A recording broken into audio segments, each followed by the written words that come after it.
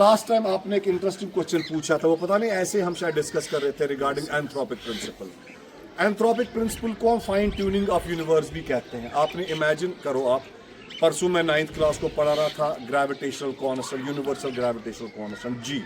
उसके बगैर भी और दो कॉन्स्टेंट है G, H and C, where H is the Planck's constant and C is the velocity of light. अगर ये फंडामेंटल कॉन्स्टेंट्स कहलाते हैं, अगर जी में थोड़ी चेंज आएगी यूनिवर्सल ग्रेविटेशनल कॉन्स्टेंट में, तो यूनिवर्स में काफी इम्बैलेंस होगी और शायद लाइफ क्रिएट नहीं होगी इस अर्थ पर। एंथ्रोपिक प्रिंसिपल को समझाने के लिए मैं पहले अपने प्लेनेट अर्थ की बात करूंगा। आपको पता है बेटा, एक एस्ट्रोनॉमिकल यूनिट होता है बराबर किसके? The distance from Earth to Sun, and it's equal to 1.5 into 10 raised to power 8 kilometre. इतनी दूरी को हम एक एस्ट्रोनॉमिकल यूनिट कहते हैं। अब हमारी अर्थ जो है ये सन से एक परफेक्ट दूरी पर है, बिल्कुल परफेक्ट दूरी पर है, ताकि सस्टेनेंस, एग्जिस्टेंस और सस्टेनेंस ऑफ लाइफ इस प्लेनेट पर पॉसिबल हो जाए। अब देखो बेटा, मैं कैसे समझाता हूँ। अब आप सोचो, अगर अर्थ 10% ज्यादा होगी, क्लोजर होगी किसके? तो द सन के, हम शायद रह ही नहीं पाएंगे। इतनी ज्यादा गर्मी होगी that the generated heat will be able to roast us alive. और अगर 10% पीछे चली जाएगी अर्थ, तो it will be able to freeze the whole planet. इतनी जबरदस्त ठंड पड़ जाएगी। तो अर्थ एक परफेक्ट पोजीशन पर है, किससे बेटा? सन से। Secondly, think of the rotation of earth. हमको पता अर्थ रोटेट करती है इन 24 आवर्स, एक डे में।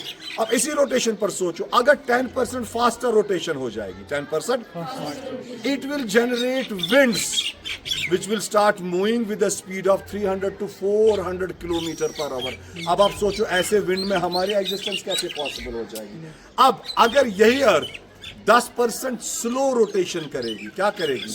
10% स्लो रोटेशन। फास्ट रोटेशन में क्या हो रहा था?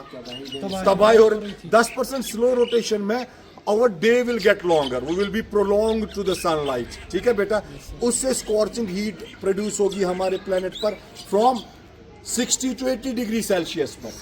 और नाइट में क्या होगा? प्रोलॉन्ग नाइट होगी, रोटेशन स्लो है, उससे -50 to -60, -40 to -60 डिग्री तक टेम्परेचर डेवलप होगा, जो हमको खत्म करने के लिए काफी है। उस पर एग्जिस्टेंस ऑफ लाइफ काफी मुश्किल है। ठीक है बेटा, अब यही नहीं, हमारा सबसे क्लोजेस्ट सेलेस्टियल बॉडी कौन है? सेलेस्टियल बॉडी मून है, हमारा नेचुरल सैटेलाइट। अब उसकी रोटेशन का देखो बेटा, हमारी प्लेनेट अर्थ पर क्या इफेक्ट है? The precise rotation of moon prevents the accumulation of stagnant water on earth। कभी आपने सोचा ही नहीं होगा ये मून से हमें कितने फायदे हैं। And its precise rotation, it helps in the stability of the axis of earth। वो भी मैं बताऊंगा, एक अलग वीडियो उस पर हम पूरा बनाएंगे। सेकेंडली, अब हमारे प्लेनेट पर आप सोचिए, जुपिटर बड़ा प्लेनेट है। आपको पता है जुपिटर की एक स्ट्रेटेजिक पोजीशन है। जुपिटर हमारा सेवियर है। कैसे? Jupiter is acting like a protective shield from asteroids, meteorites and comets, otherwise they will pose a great threat to the life on earth। Jupiter नहीं होता तो हमारी अर्थ पर बम्बार्डमेंट होती, एस्ट्रॉइड्स की, कॉमेट्स की, सस्टेनेंस ऑफ लाइफ तो फिर पॉसिबल ही नहीं थी। सेकेंडली, अब इमेजिन करो, यही 10% वाली बात हम आगे बढ़ाएंगे। जुपिटर अगर क्लोज होता 10% किसके? सन के, तो फिर ये हमको नहीं बचाता, ये वीनस को बचाता। अगर ये 10% फार्दर अवे होगा किससे? फ्रॉम सन से, तो अगेन ये हमको नहीं बचाएगा, किसको बचाएगा? मार्स को। तो don't you feel that as if everything is calculated? नहीं लग रहा बेटा आपको जैसे हर एक चीज कैलकुलेटेड है? इसी को हम एंथ्रोपिक प्रिंसिपल कहते हैं। ठीक है, is it clear for, is it enough for today? Thank you very much.